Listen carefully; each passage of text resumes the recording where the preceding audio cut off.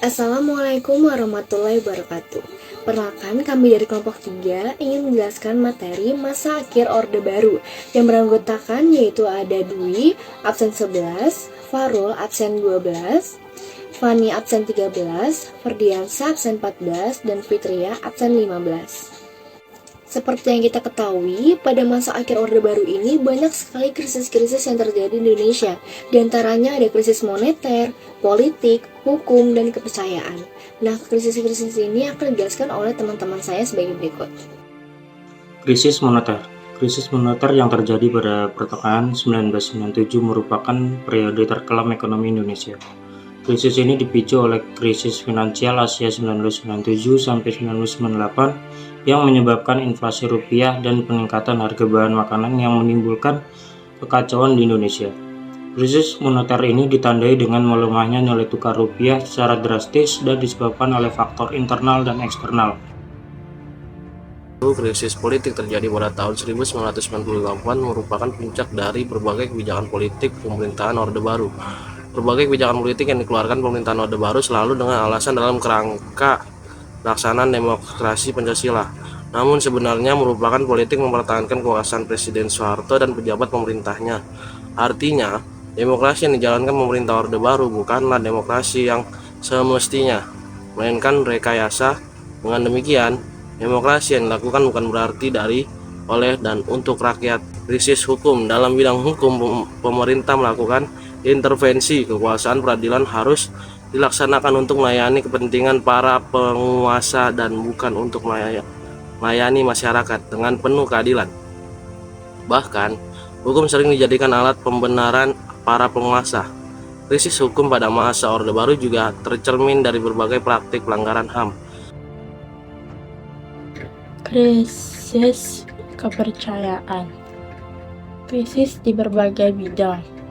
Yang pertama, mengurangi kepercayaan masyarakat terhadap Soeharto.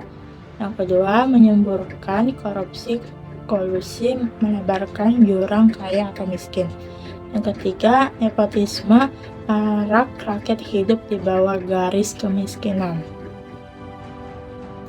Peristiwa tuntutan dan agenda reformasi. Reformasi adalah gerakan untuk mengubah bentuk atau perilaku suatu tatanan karena tidak sesuai dengan kebutuhan zaman, baik karena tidak efisien ataupun tidak demokratis. Nah, pemunculan gerakan reformasi ini dilatar belakangnya terjadinya krisis multimediasi yang dihadapi bangsa Indonesia. Gerakan reformasi tahun 1998 mempunyai 6 agenda. Yang pertama, suksesi kepemimpinan nasional. Yang kedua, amandemen Undang-Undang Dasar 1945.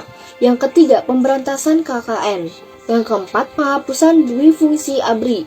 Yang kelima, penegasan supremasi hukum. Yang keenam, pelaksanaan otonomi daerah. Nah, aksi penuntutan reformasi disuarakan oleh mahasiswa dari berbagai daerah Indonesia. Yang pertama, aksi demokrasi pertama dilakukan oleh mahasiswa Universitas Indonesia atau UI pada Kamis 19 Februari 1998 di pelataran parkir Fakultas Sastra. Lalu ada mahasiswa Trisakti yang menjadi demokrasi terbesar pada 12 Mei 1998 karena meninggalnya 4 orang mahasiswa. Nah, berikutnya ada peran mahasiswa di Yogyakarta, mahasiswa Universitas Sarata Dharma. Spanduk bertulisan reformasi atau mati terpampang di kampus mereka. Gerakan ini bertujuan untuk melakukan tekanan agar pemerintah mengadakan perubahan politik yang berarti melalui pelaksanaan reformasi secara total. Namun mahasiswa akhirnya harus turun ke jalan karena aspirasi mereka tidak mendapatkan respon dari pemerintah. Selanjutnya, kronologi peristiwa puncak reformasi pada tahun 1998 pada 15 Mei hingga 21 Mei 1998. Yang pertama, tanggal 15 Mei, Presiden Soeharto tiba kembali di Jakarta dari kunjungannya ke Mesir. Suasananya tegang menyelubungi Jakarta dan sekitarnya. Pada tanggal 16 Mei 1998, Presiden Soeharto menerima kedatangan Ketua DPR atau MPR yang menyampaikan aspirasi masyarakat meminta Soeharto mundur dari jabatannya sebagai Presiden Republik Indonesia. Pada tanggal 17 1998, demonstrasi besar-besaran terjadi di gedung DPR atau MPR untuk meminta Soeharto mundur diri. tanggal 18 Mei 1998, pemerintah DPR atau MPR mengeluarkan pernyataan agar Presiden Soeharto mengundurkan diri. Di Gubris, pemimpin ABRI menilai bahwa permintaan tersebut adalah pendapat pribadi. Situasi ini mengundang banyak mahasiswa berdatangan ke gedung DPR untuk berdialog dengan wakil rakyat. Pada tanggal 19 Mei 1998, puluhan ribu mahasiswa dan berbagai perguruan tinggi berhasil menduduki gedung DPR atau MPR. Pada hari yang sama, sejumlah tokoh ulama bertemu Presiden Soeharto di Istana Negara. Pertemuan tersebut membahas tentang reformasi dan kemungkinan mundurnya Presiden Soeharto. Pada tanggal 20 Mei 1998,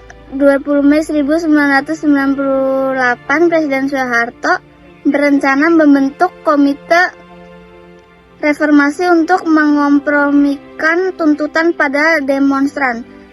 Namun, komite tersebut tidak pernah terbentuk karena anggotanya yang mayoritas para menteri kabinet pembangunan tidak tersedia dipilih. Yang terakhir, pada tanggal 21 Mei 1998, melihat kondisi yang tidak memperoleh dukungannya untuk melanjutkan pemerintahannya, akhirnya Presiden Soeharto menyampaikan pidato pengunduran diri di Istana Negara pada pukul 9 waktu Indonesia Barat. Kemudian berdasarkan pasal 8 Undang-Undang Dasar 1945, Presiden Soeharto menunjuk Wakil Presiden B.J. Habibie sebagai pejabat presiden. Untuk menyatakan berhenti dari jabatan saya sebagai Presiden Republik Indonesia terhitung sejak saya bacakan pernyataan ini pada hari ini, Kamis 21 Mei 1998. Pernyataan saya berhenti dari jabatan sebagai Presiden Republik Indonesia saya sampaikan di hadapan saudara-saudara pimpinan Dewan Perwakilan Rakyat Republik Indonesia yang juga adalah pimpinan Majelis Permusyawaratan Rakyat pagi ini pada kesempatan silaturahmi.